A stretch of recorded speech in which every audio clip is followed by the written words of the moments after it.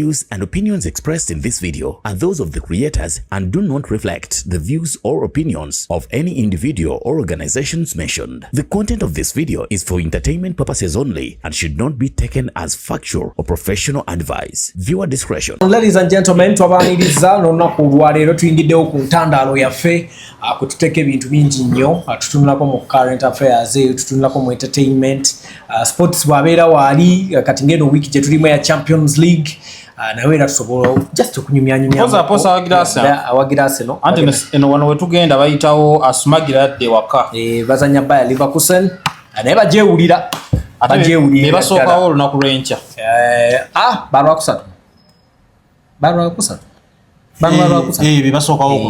bebasookawo olwokusatu so ekintu bebagenda okikwasaganya bwe bate so abaseno katulinde tulabe ebinaaveeyo tuze olwaleero weturecordingidde nga tutandise ennaku 10 ezisembayo mu Ramadan eza Lailatul Qadr so musiraamu yenna okuzuukuka kikakatako nnyo naddala mu budde obw'ekiro odd nights nazo bazitulazeera zedda so gendako ku mikutu gy'abasiraamu egy'enjawulo osobole okuzikebeerakeberako nalibadde zibakebererawo naye sizirina oferi ate simyange teriiwo but wetuli tuze Musafi live tujja bato mufuna after the 10 days nezibulayo wajja okudira ddala yongera okutwegattako naye nga mwebale nnyo mutukola ddala bulungi nnyo love tugiraba buli gye musanga waka waffe naye ng'ewasigira ddala okubeera ewaffe genda ku Now Media UG ku YouTube channel osobola okutulaba ebigambo tusobola okubyogerera osobola okubitegerera ddala byonna bye tuba twogedde mu bujjuvu bwabyo nze Alpha Times weri wano ne Victor yo muzzukulu wa jjajja ate kwoteeka ne Apostle Jonathan Nalebo okuva mu M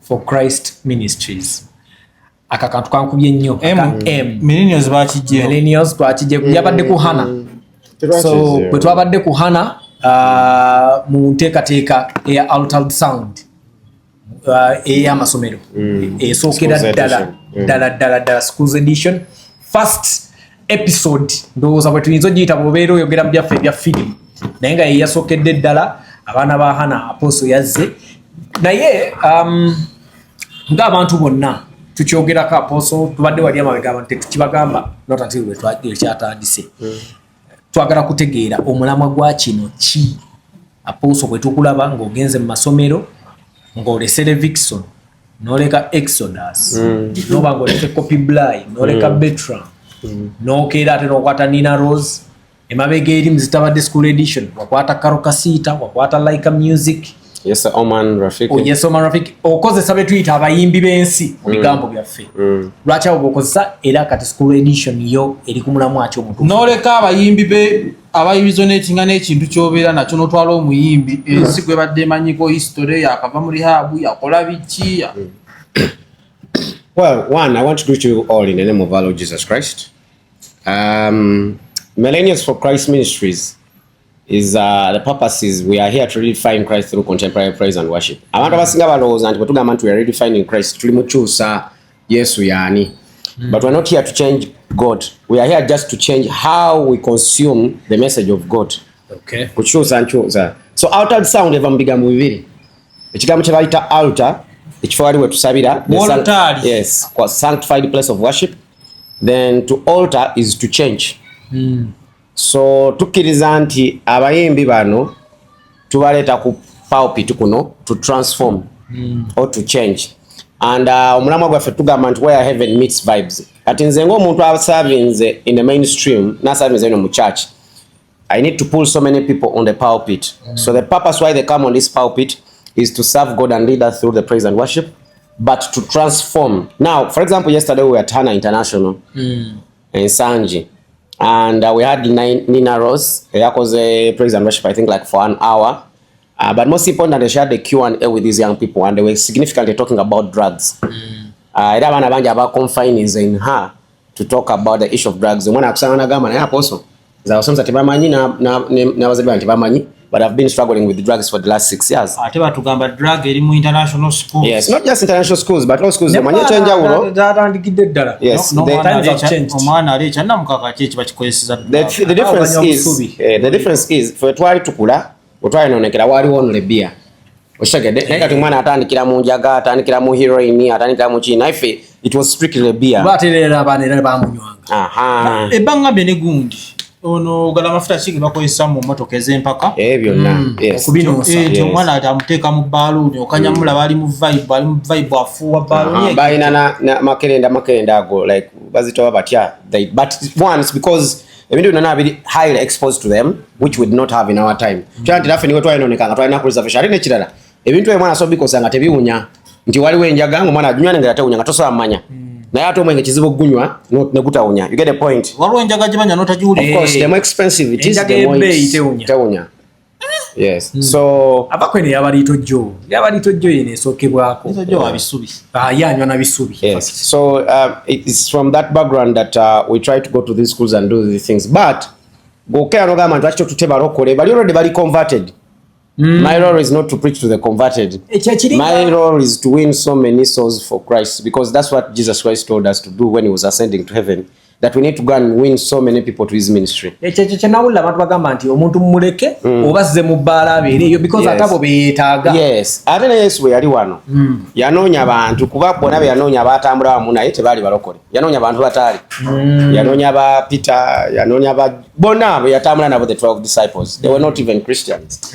So until when they moved with him, we washed the feet of a prostitute, when even people say wachi and all those things. Nagamba nti kyamugaso nnyo okunoonya endiga emu ebuzo okusinga ziri 9 So my role is or my biggest struggle is, how do I tell Alpha the message of Christ? How do I tell Victor the message of Christ? For me, that is bigger than actually talking to the Victor who is already born again. Explaining ensonga lwaki gwe mu bivulo osobola okusalawo n'oleka ekyali Vixen n'ogenda mu kya strictly soul. Yeah, omanyi abalokole balina nnyo a lot of pretense. Abalokole baagala okwefulambu oli music wansi. Tekiteriyo kidigo bayita music wansi kuba tuli munsi. Ate enseri nawo gwe bayimba wansi. Naye wansi ate bamuyimbira. Tazanya mu ggulu. Yes, naye wansi. Abalokole baagala nnyo okwerimbikamu ekyo kintu. And also zetera nnyo okukosa kigambo kye bayita secular. These are just labeling to try to discriminate people. Now nze nkuwa ekyokulabirako ekyangu nti omuntu bwayimba oluyimba nti katupakase ogamba nti olwansi lwogera ku bwa Katonda. Waliwo ennyimba ezogera ku bwa Katonda neziwemula kyetusobola okwogera kyokka, naye kamene bwakaya nayimba nti katupakase ekyo kyogera ku hard work. And this is one of the things I can say, one of the curses that we assimilated or we inherited after Adam and Eve committing sin. Katonda tugamba nti we shall gain out of our sweat. Okitegedde? Olimba Lucky Dube fought apartheid more than all the Christians in South Africa through music. Yayogera ku nyimba ezaita revolution. Okitegedde? So music is very strong. Kati osonga amata nti Lucky Dube kyali kyakola kya Katonda because yali just ayimba ku tibanange mutonza ne bichi ate ne kirala balokolemu mwagalo pretending. Newe tubera ku mikolo gyaffe okwanjula embaga era tuzanya nyimba za Shiba. Tosobola kuzanya hymns na praise and songs kuva ku macha. Era oteka mu Shiba, noteka mu Rema, noteka mu Shiba ati 1 2 kabala. Wankona kona, noteka mu Ava Peace. It's just sheer pretense we wabera wano. But we can only say wale nyimba ezogera ku bwa Katonda because olimba ologera ku bufumbo. Banange mukumu obufumbo, banange nkwagala nnyo. Bino bitu twana abantu bafu every other day. So byonna bya Katonda, there is no bigger commandment in the Bible than loving one another. Tekiriyo. So tujja we can only but oluyimba oluwemula gye luli nti olwagula vyo bayita okwepiica oluluwemula nedda kishagedde there is valuga wabayo abantu aboogera ebintu nga bali babikako. Omanyi omuyimbi nga omanyono yanga olaba Sebata Fred Sebata doleyo omwana yakyasinza okuwemula bakingamba naye yasabikanga nti doleyo omwana it took me 20 years later to understand what exactly he was speaking about, but he was talking about omwana itategeeza doleyo omwana. Yes, he was talking about matrimonial duties. A man giving a woman time sexually, but engeri gyaba kirese but nacho kyabwa Katonda ne circus. Yes, ne circus kyabwa Katonda because you're trying to maintain a home. But message aji packaging nga yabantu abatekeddwa gifuna ne bafuna mu amakuru gayo. You get the point? So bino bye twagala bya bantu just kwagala kule bullying and all that, naye bonene batula they have their favorite message kati gojagala kukera kunga gwefa kuti yanga nabe kugala those things can wait. There is no emergency ya snap nyumya post. So bwe tukera encha oyagala nga manti your favorite pastor tamanyika million baba. Hey, so it is just sheer pretense, but the purpose of Altered Sound is to take the gospel to schools, but in a way young people understand it. Bring them mentorship, bring them career guidance, bring them vibe, because abana bena kuzino twagale tugane engage bagano kuteka mu message ya Katonda ya njawulo singa fe betwali consuming fe chali ku Heaven's Gates and Hell's Flames kutulaga nti ogenda vana mulio gukwata nze omwana nomu yambuzaako nti mugamba nnyo nti Daniel bamusula mu Den of Lions empologoma zitamulya naye nze kati ndaba nnyo abantu aba mu Arab balunda empologoma nga babeera nazaawo nangamba kati musumba ekyo kya kinyonyo ate nena banga naffe church katulina okyuka true eri ekyamagero kiri kyaliwo naye kati tekikyali relevant tekyali kyamakulu kumwana tekitiisa mwana kikikyusa okuba nti kyaliwo tikyategeeza kyembadde nzigyawo nti the value of miracles is there but miracles today are going to be different. I get my point. Right now, we're going to say, "Omwana bwakera nakuba million ya views ku YouTube kye kyamagero kye." I get the point. Bwakera nabeera connected nafuna network eyakabi nali nnyonyonyi kye kyamagero kye nga tagisasudde. You get the point. Ekyamagero tekivuddewo. Naye ekyamagero mu kiseera kino kyanjawulo munyo. Kirite kikyakola nnyo. So also as a church, wane mwana ataya nangamba ndi musumba. I know that prigna okufuna olubuto is between a man and a woman. Nekati manyika abantu abagenda mu ddwaliro ne bafuna abaana. Nga tebagasse. Dalabi mami Debu yagambye nti yagala kufuna abaana bayita surrogacy. Kati oyo bwamuleetera gwe omusumba. What is going to be your message? Ogenda musabira otya? But the most important thing is nti niba agenze eri ekintu ekifoming omwana mu lubuto is God. You absolutely have no control about it. Yes. Because what these doctors are simply doing is kukwata your preferred sex. Nti njagala mwana mulenzi ne bakwata giri omukazi ne bavuga meetings. But ebintu ebire omaliza babitadde mu lubuto. Niwe bakola artificial. But of course from your sperms. Eri omusajja. Omusajja. You ejaculate? Of course. People donate sperms. Akubanulira waliwo omuntu yadde. I am not a scientist, please. I am an evangelist. So I don't want to womuna yagala okumanya bya science meto mu science one. But I want to explain that what happens, the genetical makeup here in the body is simply an issue of God. Chiwedde. Wowe yagala omanya engeri gye babikolamu, Dr. Nahabwe innocent gyali. Alakuba ate kati yava ku animals. Yalina living animals endala zajanjaba. Kale, small cats. Weewaawo. Dr. Innocent, big up on yourself. Kati abaana twakirabye wakikoze muhana. Kati amasomero amalala gayinza okuba gakirabye oba bakitegedde kati saawe. Ba directors batulaba. Yeah, they should be able to reach out on our WhatsApp number 0764000197. I want to say that again, 0764000197. This is very important. We are going to have some. What happened at Hannah? There was one child that was being expelled at that time because of drugs was found, unfortunately. But no, not kumutasa, but Nina ngabogambye nti abayimbi abali victims. So Nina had to sit down with this child and talk from a point of a victim. Point of experience. It's very important. Nti omuntu ajja kugamba ekintu naye nga yakiyitamu. So Nina n'atuza omwana namugamba mwana gwe baba at the time together n'omwana. Especially and they talked because omwana ojja kwesanga atasobola confining amunzi aposo. Atasobola confine kumanze nya mujajinga. Ayinza obutakubulira head teacher. Ayinza obutabulira mama we. Nenga ate bwakwata Nina gwalabanga sitawe ku TV in a bigger voice. Oshagade. Ate Nina nangamba nti apostle, let me talk to this child because as a victim this guy will be able to understand me better and I will be able to help her. She'll feel more vulnerable than with me than the other person. So the reason why we are bringing these people is because they have a bigger voice. Fetwa fena tu nyoma abazadde n'abasomesa. Nenga ate bolaba omuntu gwegomba ku TV omuwa big a lot of respect. So I think it's from that point that they'll be able to fresh kid wamulabyeko. Fresh kid namulabyeko akuza ali musinya tu. Naye obuli gati obugwamu. Tebusobola ino kuba characters. Omwana akola ku page za Hana yamufunanga kirabo. Cookie promotions. Buli lunaku ateeka videos esatu. Cookie promotions. Namusanze era nangamba ani fresh kid nangamba he has issues with the abada ina mu cough. Yabada ina kujja tukube mu raga. Naye abada issues ne cough ne flu. So ngekifaa kimutawana nnyo. Atenga ku time gye twabayeddemu abagenze mu sick bed to get medication and also to rest. All right, Kale, together kweyongera na apostle. But Hannah is an amazing school. Maybe ngobulidwa sent. But it's one school that I would ask you to take your child to. Yeah. Chali wange yasomerayo. Kuhana. Naye. Wama badoga manti. Badenga manti olwaleero. Bye kiwo nkuwulira. Kwekire. Nkuwulira bakiyita. Kyaposo kyange. Sikimanyi. Mpulira aposo mpulira kiva wano. Kimanye kyo. Nengo kyekubye. Kyo kyekubye. Ina gina kijje. Nasi kimanye. Chamanyi. Omwana akikwadenge kimwe kyekubye chamanyi. Kagalo kono ne. Chandala. Era ne malanchi gwa kandizo manyizo. Seka wakyusize ekiwowe wakyusiza n'ekikopo. Aye. Kikopo se. Mala. Kale katweyongereyo. Now last week twali This is an anointed cup. Does not come every day. It's not for every day man.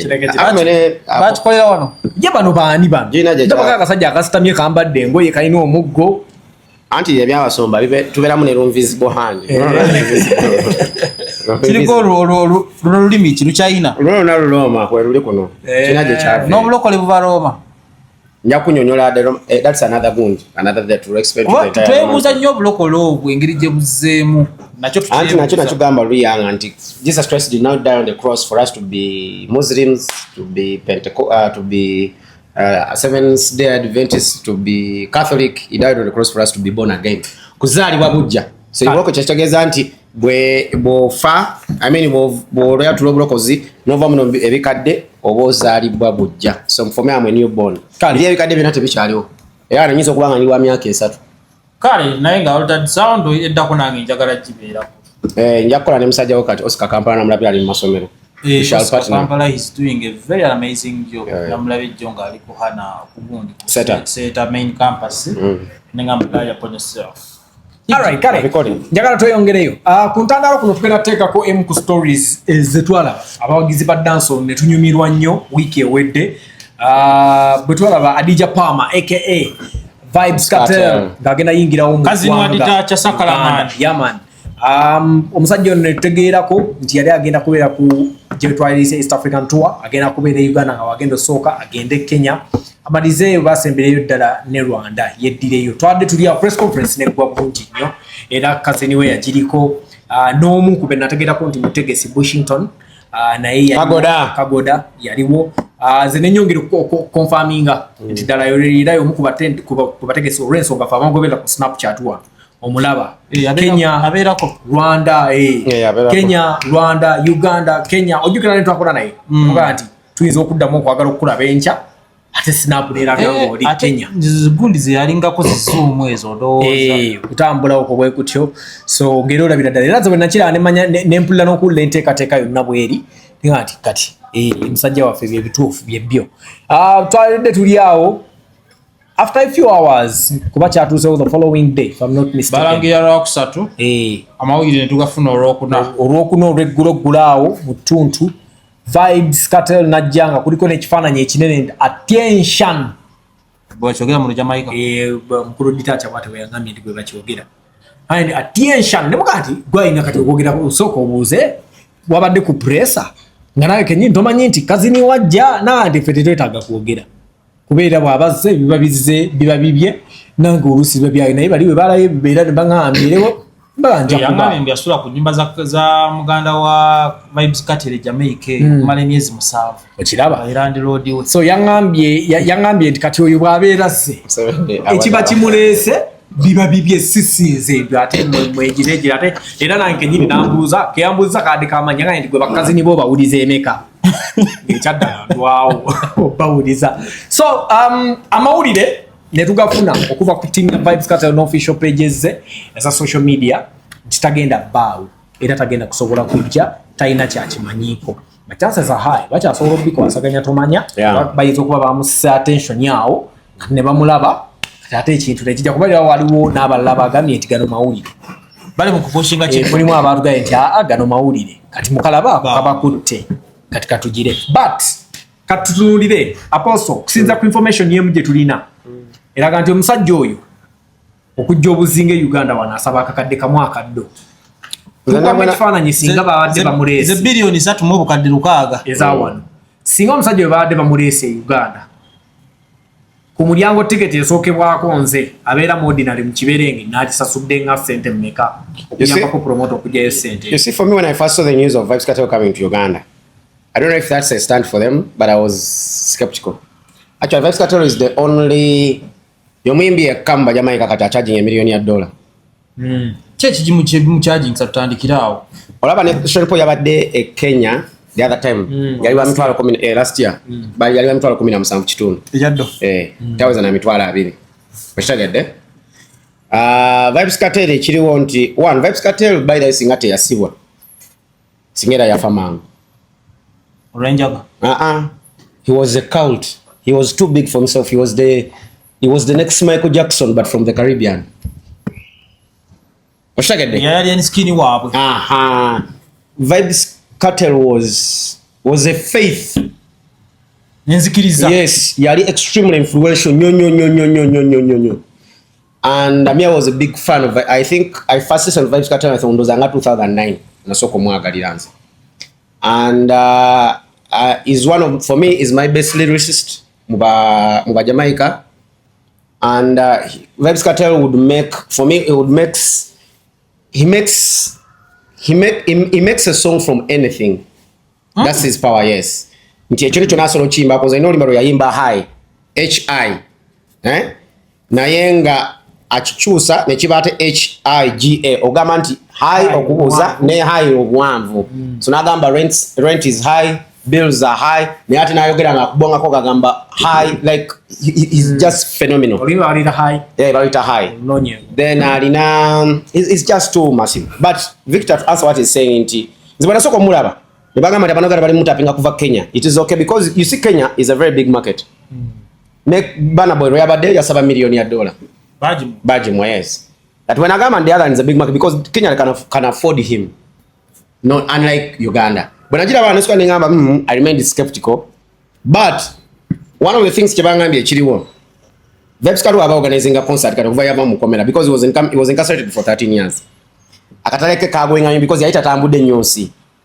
America nemwane visa naso anokuingira Europe. Dukura ababagundi awo ba Jamaica dancehall artists baba banning anyawo mu Europe because of baranyisanya abana bamusoke bakola nyinyi nga zibavuma kati bwadamu na mayukanyira waliwo ne case jaina last year bali baganye mu balance we ku million ye na agano performing. So for me at the back of my mind that is charges $1 million. But if Vybz Kartel is coming, if like Burna Boy or chiziwo nyo kujja wano, unless there is a company that is going to manage him, one of these big telecom companies of managing. Antu wali wa muletanga ali mukakaga. Shagede nenga mintu $1 million. Katoto banga tukute $1 million. That is 3.6 billion. Oba 3.7. Zogeno muwa. Ezo just ozwade muyimbi. Atake na kugamba soko mpe 70%. Katatebwa amalo kukola ekyo. Amara kuteke konti olino kumpa pa DM lunaku memara mu Uganda kati bajanga agenda performing ku Friday agenda kujja ku Monday akugamba nti nina team yange y'abantu 7 a team of 70 people so bonna bali ojabba wa $155 lunaku because watuka wano interviews na bichi byakolya bino ino bisasulira oshagere that is padium ne bandi ebichi kati akugamba nti atenze ndi wa private jet oshagede erino muleta wano oli obo mwade take over akakati million emu ye kati bino limu facilitating abulamu bwe byayagala then akugambe timu yange nayo ejja kugira ku gundi yayo kati kusula oyino kulana ticket akugambe nti njagala Sheraton atukaye ku Sheraton akugambe flow embanso ze ku flow ya kusatu awo nateri mulala akola ki agenda sula awo flow yona mujimpe oziba zuru muzima 15 zonna zize abadde akabala basula eno enwaguluza sula yozeka ne timu yange you don't rent it to anyone else ebyo kunywanja kwagala bino ne bino ogeno biraba nga it's very expensive. Now the only time these artists can come, era obola be Rwanda government yeberamu nekibanga si cha profit cha kwagala kukunganya bavubuka kodi nali nebuuza oletote John Legend no sabi $5 kuyingire Rwanda but also Rwanda utugenda jitukako is a very small market. Rwanda is Kampala but we are going to get there because Rwanda is not as active and as active as productive as Kampala. Nti ogeno nonya abantu abasobola okutane kati ogomboze ekibuzo kirungi nti baba gena sasula ticket sente meka katugambe Vybz Kartel ajjewa azwan ekitone nyogo okujjayo $1 million eno ngoli mu okujjayo $1 billion soko lete simu yo kati njagala tubibale tugende mpola ebyali mugambo kyali ku muyimbi nno tunada ku production age agenda kugamba malala akugambe nti njagala kino nga feno nyalina okukirira Rwanda okukirira South Africa abeyo kyaleeta ngara kiriwe yabakola wano you get the point ebina tebina jam kati gwe katugambe nti osasuza abantu bagambe ticket etandikirako ya $2 ogenda kwetaaga abantu bameka just okujjayo sente zone kati katugambe ogenda muteeka cricket oval wetaaga abantu etandikire ku $2 kuba bisala yinzo lemero ofune $3 oba olina $1 billion 4 ngane ticket edandikirwako yabiri breaking the event. It is okay tuli mugenda ati kugambye eri take home tonadako pa game tonadako production jayagala tonadako kulanga so kati wano muwadde zomu komeza ozomu ticket esokerako ya mitwala 2 ofunya abantu emitwala 2 oyine bilioni 4 ode ku tables millions 3 oba 5 milioni 5 naye Victor, what I'm trying to show you is already you have a 1 million USD spent on him minus per diems minus facilitating his team. Kati jukira bwokwate milioni eyo ogenda kwetaga emitwala 5 nnyo emirala nga 2 kwa 3 which is a billion okufacilitating per diem travel ye wagenda osula so kati bilioni 4 zonna ogenda kubozi spendings zogenda kujja ku mulyanga emitwala 2 obozi wadde muyimbi anti zino kubazi kuna tuko kaddenga bisatu musanvu wazibuwa muyimbi kati tukole 4.5 bo inaku kaddenga bisatu less oshagende kati tukwate bilioni endala emu okufacilitating 2 kati ode kukulanga ode ku production ode ku manpower jiwetaga ku lunako kubera okuleta omusajja ngoyo lo inakozesa production ina buffalo niyo kawano ati feno ni taina bimalayo ayinera byageno mugamba nti ina binonga bayino gende Kenya omwami yanyumiza bamita Brandon he was at after yagera ku Pepsi bebali ko Airtel when Airtel came here ayina ka HDMI cable ke yayagala naye ku Airtel basaza ennyonyi express ekirecho agende bagifune South Africa nembu bageno kalita ka cable nga nesirika badaka inanya tibamanyiti kebali mu munyonyola nga kekabula yokokka but bagikola express ne bagichatalinga to gani pick it and bring it here in Kampala for him to perform. Nga there are certain things no one basembe yokola terrace ride by the not terrace ride Morgan Heritage. There is some things that Swangs had to go and get from Saguni. So ne mugamba nti billion nga 5 zogeno soko kwetaaga okubako kyobanga kyokola unless the government has chipped in. All these big corporate companies have chipped in oyinza olemera okuorganizing omuyimbi oyo Kampala because no kunonya abantu abagenda sasula zino sente batono because vibes cartel kitufa asolemera ofuna abantu emitwale bya bamulaba. I am a big fan. Never solemera okubula. The thing is younger gundi and mukunonya profitability sinu kwagala muntu ali mukwagala kola bya kiyaye ni kwagala tiketi amutegese anonya sente ze nti hambo management amutegese ayagala funa sente sinu kwagala muntu ali mukwagala koza sente kivanga kuwadde government nti government eri willing ne corporate companies nti MTN oba Airtel oba nayo breweries wabakira ne bateka mu sente they don't want to make money, they want their brand to be visible.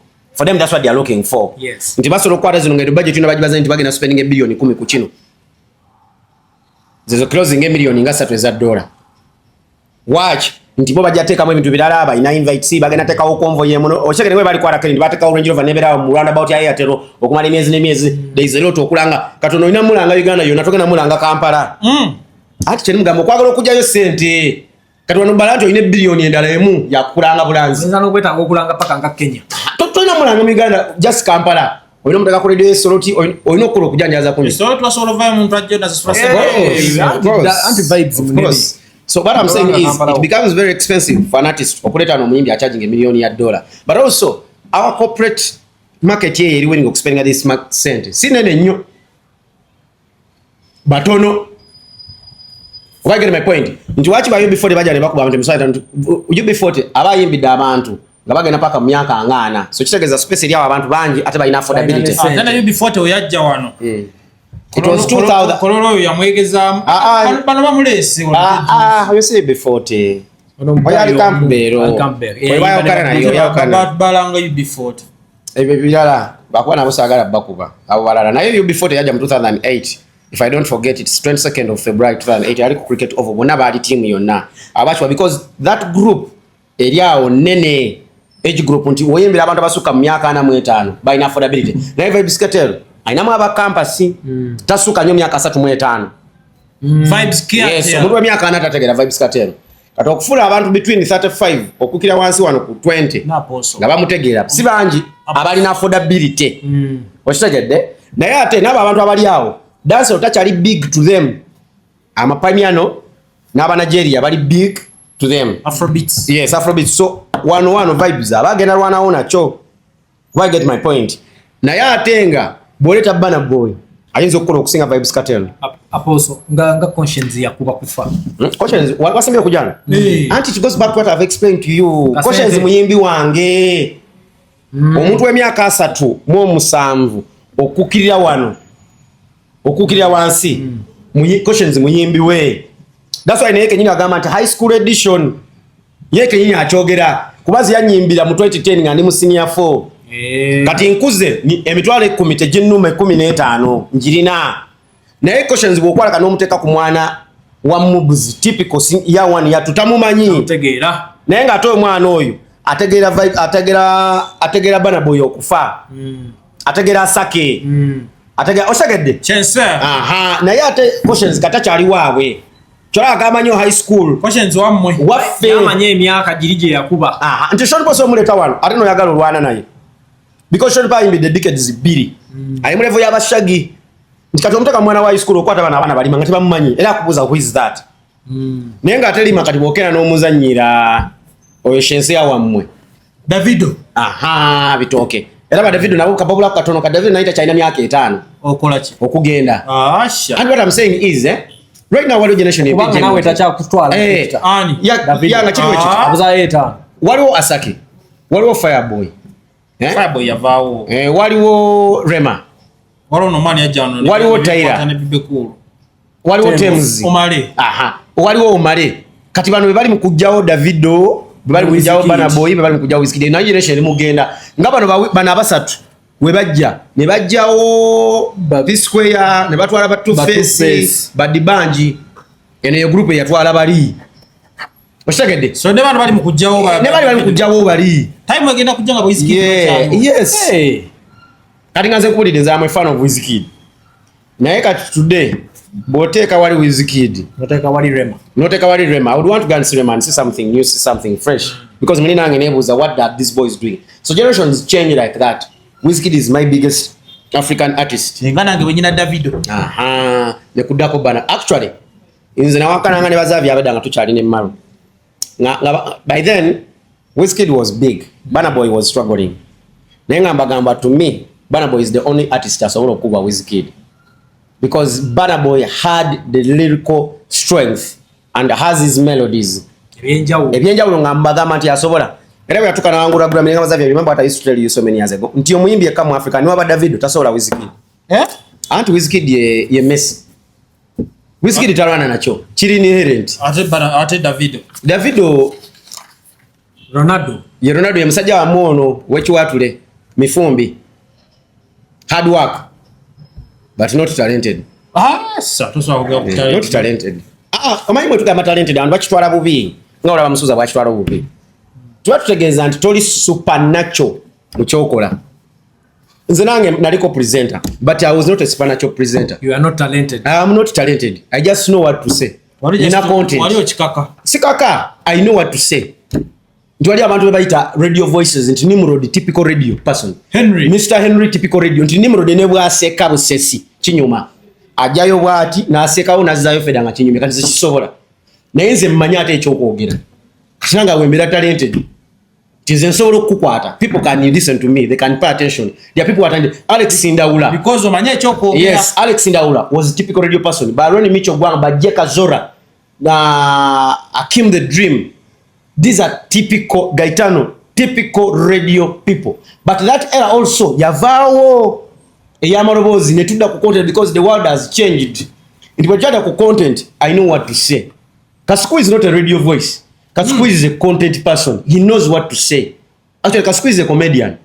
Yeah, that's how I used to define him. That sinkana nga tulimo retreat ya Jora Isabiri. Number for him actually yagana Kasuku kuandika. Nagamba I wanted that guy to go on stage and do stand-up comedy. Nagamba Shegeza was right what I used to say. Kasuku so right now, yeah, he is, which is not bad.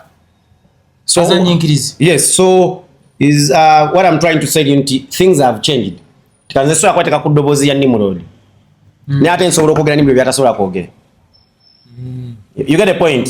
Kati nze nina content na isi nina dobozi. Kati nze nemanya amanyi gange. Why you get my point? Nti nze for example kati kankulyo lawa mu church.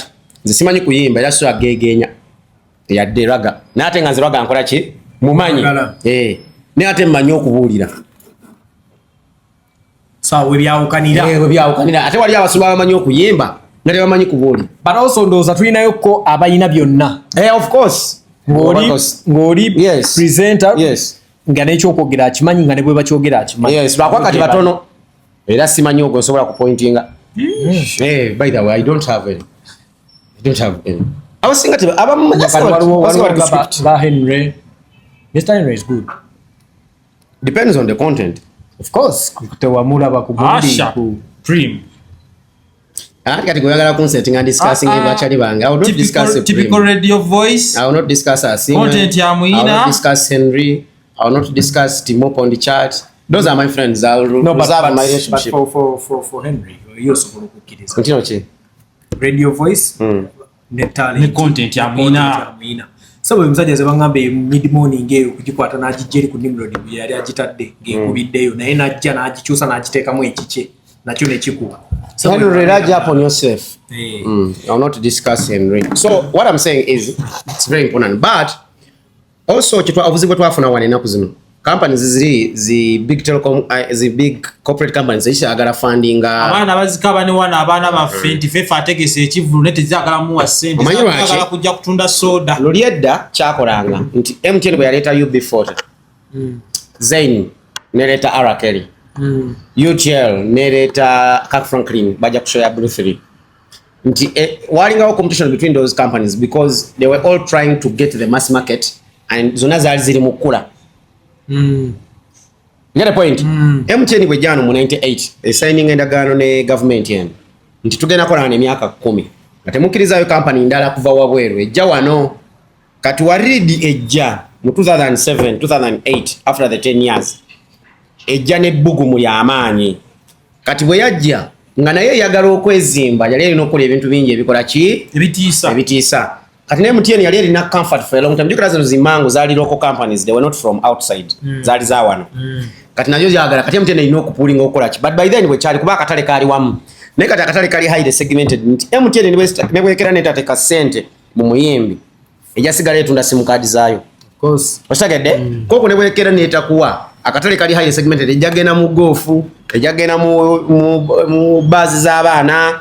Osegede esigalenga ekola ki ekyasobola okutundira yes ate naye mana nebuuza bwenkana nenkuwa bilioni zange 3 ndete omuyimbi umutegeke butegesi wali abantu bamali bagende mfuna muki kati ebintu byava ku just visibility because MTN has the visibility Nalebo has all the visibility at once because really bali na visibility right now they are telling you we want to make money nze bokea nondetele chivuru kino ngamba okay exclusively MTN will be selling the tickets tickets ku momo nekera ne manyanto ke wengera musanya ne mwe bilioni zange 3 nziza ye nkomyawe ebibiri mu commission oba nkomyawo 8 then nengattako bino nkola ki mpita so that's why they are because the market has also shifted so chivani mugamba nti okujjako nga government ebituddemu some of these events are going to be very very very hard for us to achieve them because they're expensive for you to organize yet our corporate market is all access we have Vibes Cartel.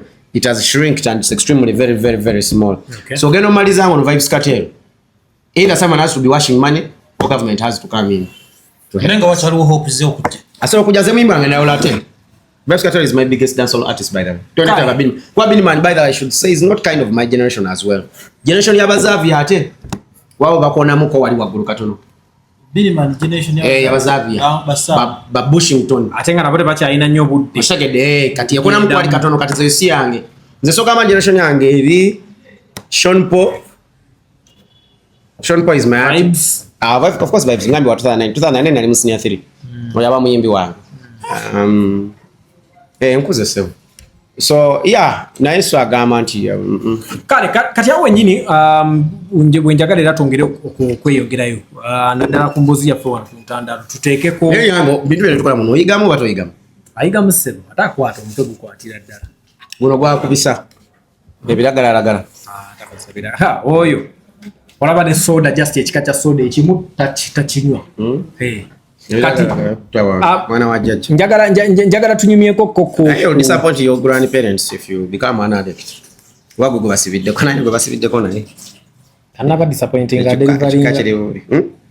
delivery no rokuba gwe goma nina mukwano gwangana yangambye mbamugezeza ko lwaiso muzimu go bwavu family yawe naye gukyaganye yalina menya generational curse yala bana yo bwavu umugoba ku speed wado gamba njagala tunyumyeko ku companies za fezimu zetumanyi wano zetwatandise okulaba of course lito akikoonako naye tetwakigenda into details olwaliro njagala tukigendereko ddala munda. Twalabye Swangs Avenue, yes, bagenze Kenya. Twalabye Talent Africa eri recent nayo Kenya batutekeddeyo posting abalaga batandise okukola business from Kenya. Mabegaawo era twalaba the big Phenon nga naye era still egenze Phenon yo ne tugirabako kuno ne Rwanda nga naye egenze okukolerayo Kenya gyeri ekoze ebivulu okubadde ekya Jo okubadde ekya Shake waliwo kawo n'endala byabadde bakola eyo munda kwoteeka n'okuba nti Rwanda twabalaba bagenda ku kivulu kya spini nakyo ne bakikola nawane ewaka okubanga bakyaliwo. Kino kitegeeza ky'abantu abamu badde bagamba nti Uganda art business abasajja mwe badde basinga okufuna etandise okusereba ate bali eri ewalala nga sinatuuka neeyo naye kanjogereko ku bintu bye tukola wano so that people can support. Tulina kye tuyita block tents. Olina omukolo okutandikira ku bantu 100 okweyongerayo paka ku 10 miliyoni y'abantu they are live and available here, block tents. So connect with us 0764000197. Twogera ku tent ya mereni era kyekimu abasupport ze mereni twogera ku tent zani mwe mugenda ne muloza nti mutumanyi zani mbuziza buzibu kize kugambye ndaba business ezenjawo kizoke twagala bagamba mwe mulanga hotel ya mwe ne mugirangira ku radio ne mulangira ku betting sizanjawulo busibu kiboli jagala okubategeeza ebigambo ayi mwakwata business za busegu zona ziririgo kamba bulle wamma block tent zayogerako ze tenting nkuba ne bwetonye etya tent esigala embaga esigala egenda mu maaso ofe kuziri tent ezibuka emiti ne bikola biki zani mene bazanveiling nga mulimu mbaga ya apostle ziri mukola katezesa kakwanza wamma 0764000197. Of course mama the mother of the church bwana alabika mu tugenda omuteeka inshallah arudewo ate kulawo ki apostle sinawaza na mwaka bukyana nikanonya ngogamba mbaludewo ola pasa wisoro kugema alonyeze emyaka 4 paka kati nango mule. My man of God, that Japan was yafuna naye just ya Gloria Bobi. Ate bade ono yagera n'ebintu luli abantu bampinza amasimu aweleza list y'abakazi mu benjagala mbu Gloria Bogi wetogedde biraga kisitu yani kisitu kirabo Katrina. Oh my God. Nozo uli obulambo ebudda kala bozo soko tubulire kutamba video ya Gloria badde training enako zino naye ne yango yonga agiteekayo wajagadde Gloria, by the way, we need to catch up and have a conversation soon. She's my sister. Tugenda moderator. That's what I foka mama wa church. Committee we mukiriza board of directors. Abakade bekanise bamukiriza. Ate gwe ng'omuntu. Simanyi moyo nze njatwala omwoyo gwana mpa. Moyo kyagamba. Moyo kyagamba gwintwa. Kaya kutwala Panama. Tubulire ku company sino. Alpha and Victor, this is what I've always been saying here, that there is what we call healthy competition. Nzera luna nchi kugamba nti like the way Phenon, Buzz and now Talent Africa are going into the region. But also this is one significance chichiraga is that Uganda has become a small market for them. They've exhausted it because Steve has been doing it for the last 20 years. Buzz has been also doing it for the last 20 years from the time Buzz came, then evolved into Swangs and all those other people. And Talent Africa equally at the same time. So what new thing into one Kampala ogendo nonya abantu aba spending a sente ezenja is enene nnyo. The biggest spender in the market is MTN. What get there? It's MTN. It's the biggest spender. What get there? Now if you wake up today and MTN has to spend on 5 key people. Chibata chimala. What get there? Advertise na bakabi. It's MTN. It's Coke. It's okay. But Telecom. It's Airtel and MTN. Boma ovuda odemu beverage yamale Coke ne Pepsi. Bova odemu alcohol ononye UBL and NBL obumaze. So bakera kat for example jakero sangenga NBL ekosa Steve. Yes. Buyategera. UBL ekosa Swangs. Katotegeren osanga Talent Africa atafuna business zezo. I get the point. Bangamba yali no mu ba Belea yeah. Tourism a bit. Mashagade. But the people are willing to spend $1 billion or more are very few in the market. Siba anji. Tiwenkele mche negamba kuno mwaka ntoko we are not going to spend. Most of those companies are going to close. Talent Africa will close, the Swangs will close, and all these others. You get the point? So Mugeza akera na amanya, how do I go into another market? For example, Kenya alone, it's at a growth and I'm forgetting the levels of growth and development level. Katono nyawo wali government they will close. Abayimbi nga batekeke bifu. Abayimbi tebasobola ku affordinga. Kati omuchivu kizibu ekivu wano kikola no saving $2 million. Alpha kizibu. Kati abatekeka bo bakikola batya. Abatekeka batya. Enaku zino omuyimbi ate ogenda okumaliriza nga companies na apostles zayogedde koze esasudde ba Steve omukolera. Nga kisobodde okukola ye contribution bakote $5 million baziwa Steve. Naye kyerongeza kugamba nti they are not willing to spend so much. Awashagede kati Pharaoh wekera na identifying and I go to Kenya, which is a bigger market.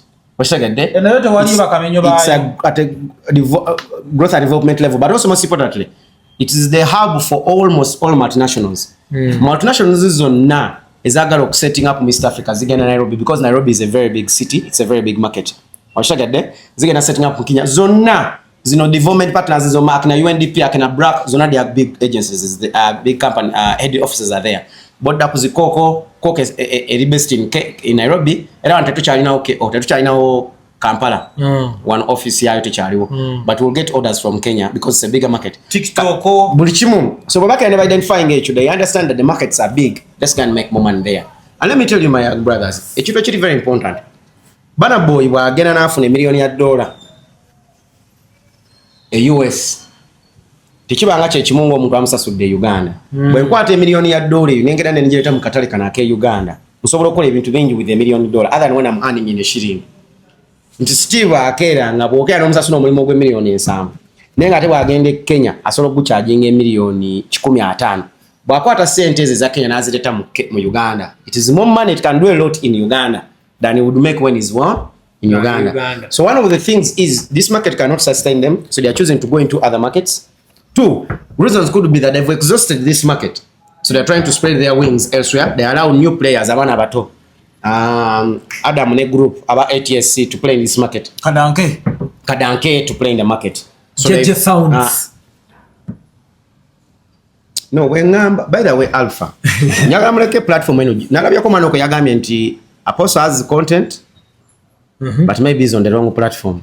Sagala baroze batyo. Ekintu ekyo wemani mukyogera Alpha. Toleta jeje nga tumukogera. Jeje nze yankolera ko sigu musebi. Ati nimukogera ku bantu abakola cream of the work. Akola ki? Jeje aina amanyigi bwe gali. Nolo nakujja bera na tu discussing. Nimukwagala abantu abasobola okukopa ekintu kya Phenon. There are 2 people. The first one is Kadanke. Era Kadanke is the next Phenon. I agree. Yes. How mwana yakola stage ku Jinjera? Kati goli ku ya Jinjera. Ibra yakola stage y'abaana ba Taiba nga bali mukola ebintu bya yakola White House n'agiteeka nga ye stage. Nga olaba White House. Oye Ibra. Nazina wadi ze yakola. Temusa sude by the way. Ibra mutabuza so byagenda obbawe ebyo. Mumwagala nnyo swap. Gamba ze yakola nga za kabi. Nga za kabi. Mbate manyole mukwagala muyi wako mazima. Bale ngamba the problem is our doctor.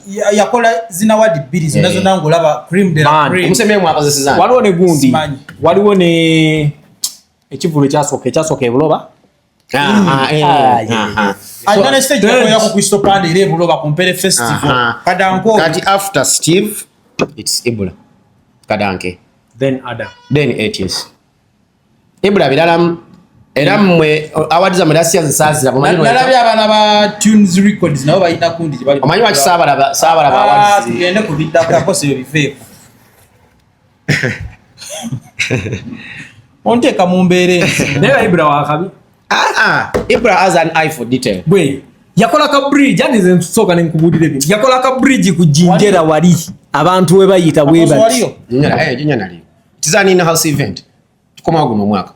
We're coming back? Yeah. Guli what happened? Capital. Ile mbeta taria. Bivolo. Naye guno mwaka tukoma bigger and better. So Apostle, abasajja bano gye bagende Kenya. Yote wali yo ba Swans. You can play in a new market. In marketing tukita market development. Is it in the BCG metrics? Ansof's mode of development. I'm forgetting where you say market development. You go to new markets. Ogenda mkatala apya. Otandika bupya. Oddamu buto. So you get the energy to begin afresh. Erije bagenzi ba ATS bayo. So they are going to start afresh nabo bakule audience empya. Oshagede so nabo bagenda chwa mu emyaka 10 tuyenga fe ba big abali mu katale, so it's good. Bino tusibanga tugamba n'abaluyimbi balowooze era bali chukubachikola ngani Joshua Baraka very good.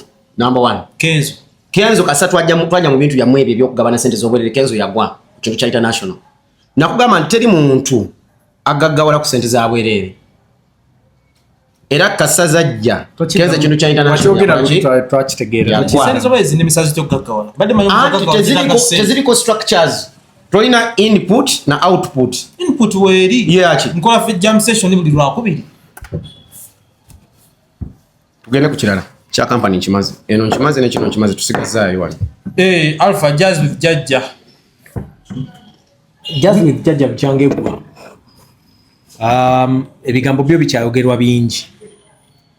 Twatandise n'okulaba abantu abamu abagamba nti okufana obutanyoga be balina okureceiving sente. Si abaho. Abagabaho. President wa TikTok. Alabika ye president nze simanyi wae balondera.